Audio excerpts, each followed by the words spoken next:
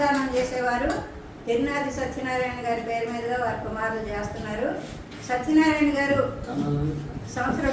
సంవత్సరం అయింది, గుండెపోటుగా అన్ఎక్స్పెక్టెడ్గా మరణించారు. వారు సిపిఎం పార్టీలో ప్రజలకి ఎంతో సేవ చేశారు. ఎంతోమంది పేదవాళ్ళకి ఇళ్ల స్థలాలు ఇప్పించారు, ఇళ్ళు ఇప్పించారు. మరి ఎన్నో పంచాయతీలు చేసి వాళ్ళ తరఫున ఎంతో పోరాటాలు చేశారు. ఎన్నో మంచి పనులు చేసి ప్రజలు కూడా ఈరోజు గుర్తు చేసుకుంటూ